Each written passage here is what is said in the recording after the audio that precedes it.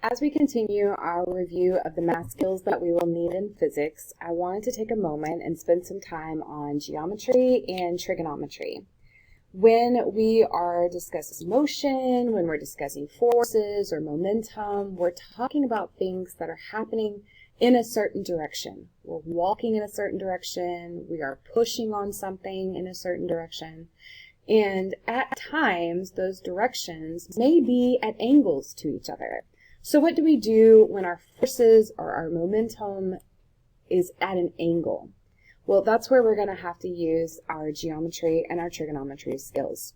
So I have drawn right here a very simple triangle, and I want us to kind of brainstorm together what the names of the sides of the triangle are.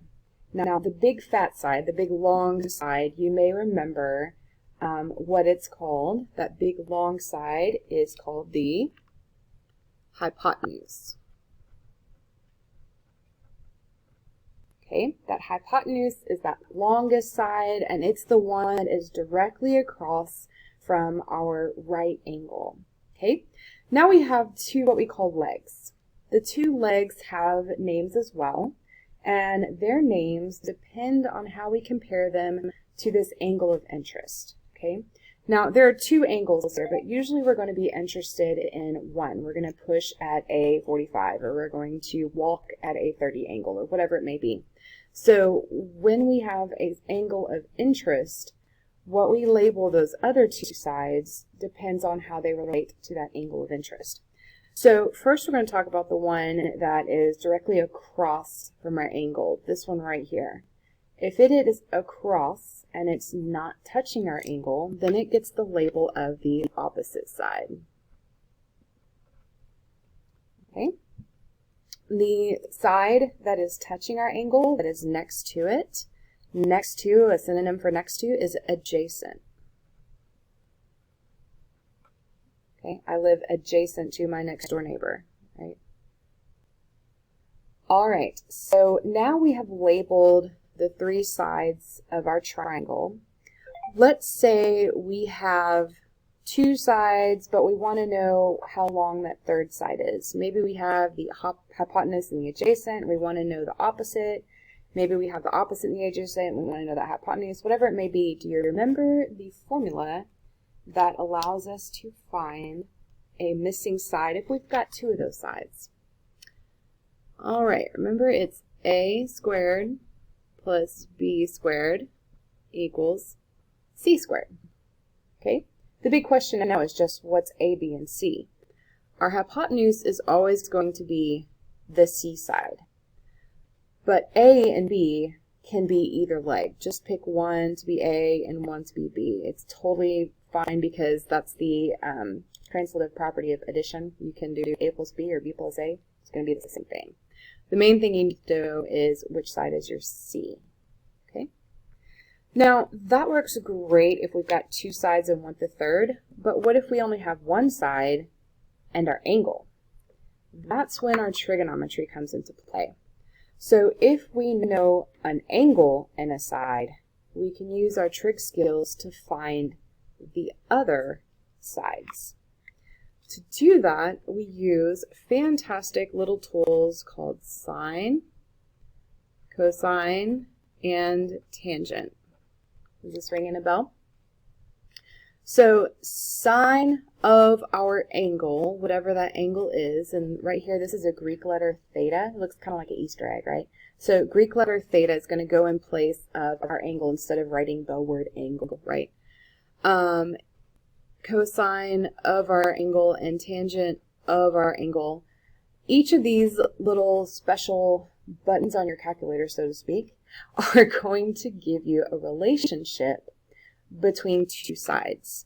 So the sine of an angle is going to tell you the relationship between the opposite side and the hypotenuse.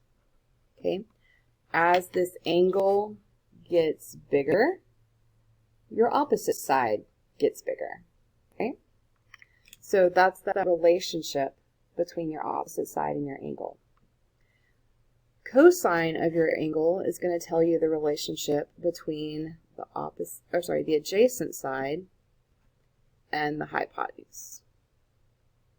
Okay, as your angle changes, so does that ratio between these two.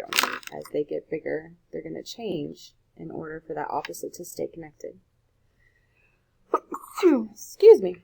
And the tangent is going to give you the relationship between the opposite and the adjacent. Okay? Now, to remember these relationships, there's a couple of little mnemonics that you can use. You might have been taught in the past SOHCAHTOA.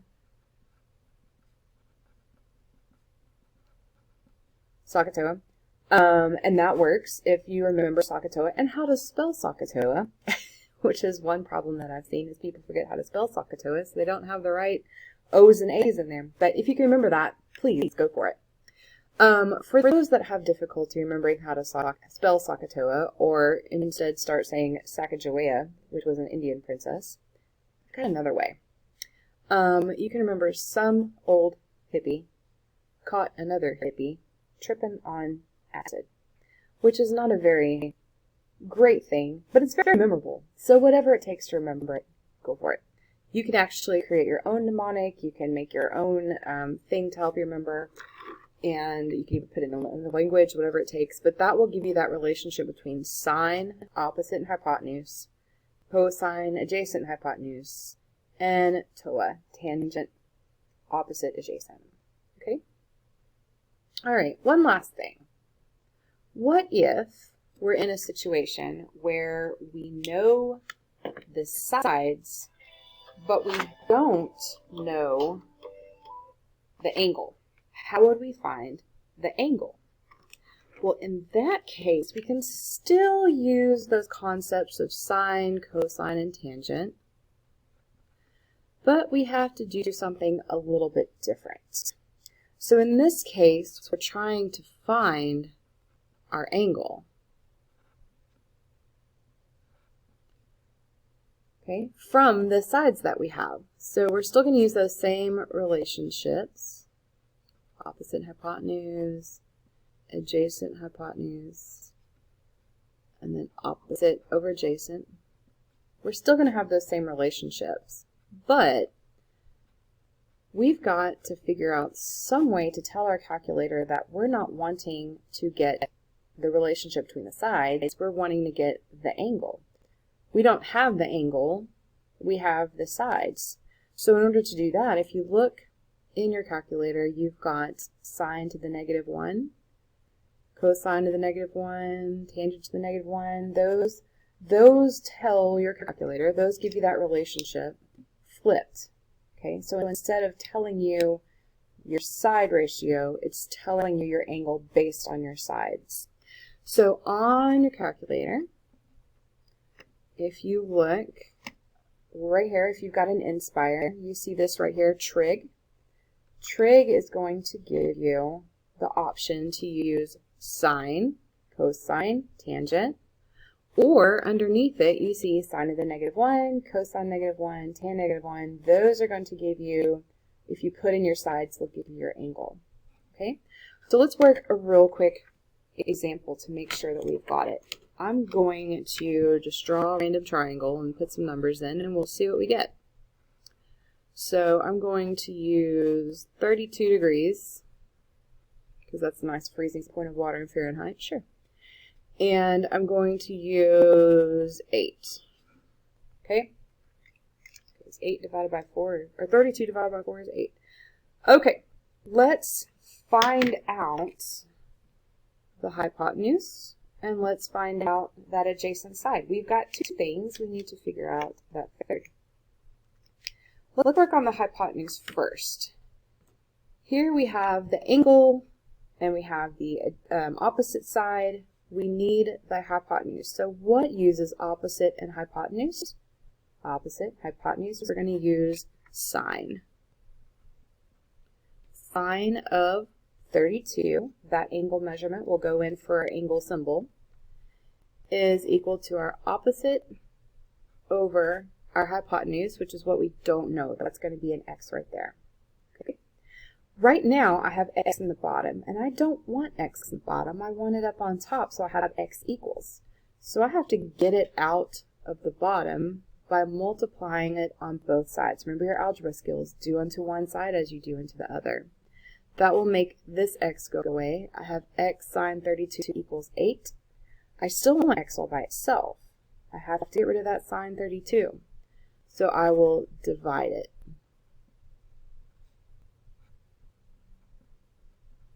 So let me rewrite it real quick. I have x equals 8 over the sine of 32. Okay, now we have something that we can put in our calculator. All right. Oh, I didn't want that yet. Not yet. All right, so 8 divided by the sine of 32. Okay, if you're getting that, then you can change your number to where you have a decimal number. And I've got 15.09. So for my hypotenuse, I've got 15.09.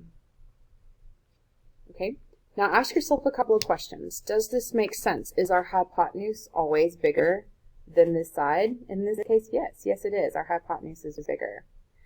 So 15, that will work. If you're getting a number that doesn't seem quite right, if you're getting something very strange, then you might want to go to your settings. There's settings right there. You want to use your document settings, and you see down here where it says angle. Whoop, I'm off the page. There you go. Settings, document settings, and you see angle. Check and make sure yours isn't in radians. Make sure it's in degrees for whenever we're doing trigonometry. Okay, if yours says radians like this, just click on it and switch it over to degrees, because for these we're going to need those degrees. Okay. All right, for the adjacent, we can use adjacent hypotenuse, but what if we're wrong? Let's use adjacent and opposite. So opposite and adjacent, we're going to be using tangent. So let me find a clean place over here to write that. Tangent of my angle, 32, is the relationship between my opposite, 8, and my adjacent, which I don't know. You know what? This looks pretty familiar. This looks like what we just did here. So I know that I'm going to need to rearrange this, and I'll get x equals 8 over tangent 32. Okay? These two look like the same equation, but they're not. By solving for tangent instead of sine, we're going to get something different. Okay, let me go back to my page. There we go. So 8 divided by the tangent of 32 is going to give me a different number. Okay. In this case, we're getting 12.880. Keep that second decimal there. 12.80. Okay. Is that still smaller than our hypotenuse? Absolutely. All right. So last one, let's say we have a triangle. I'm just going to make up numbers 4 and 10, okay? But I don't know this angle. In that case, you see these two numbers that we have are going to be our opposite and our adjacent. So with that relationship, we want to use tangent, but we're going to flip it. We don't know our angles, so we need to do tan of 4 over 10, opposite over adjacent, gives us our angle, but we need to do the inverse tangent, not the regular tangent. So we'll go to our trig. Here's inverse tangent, 4 over 10, and I'm going to get a number that will give us our angle measurement, 21 degrees. Okay, so our angle there is 21 degrees.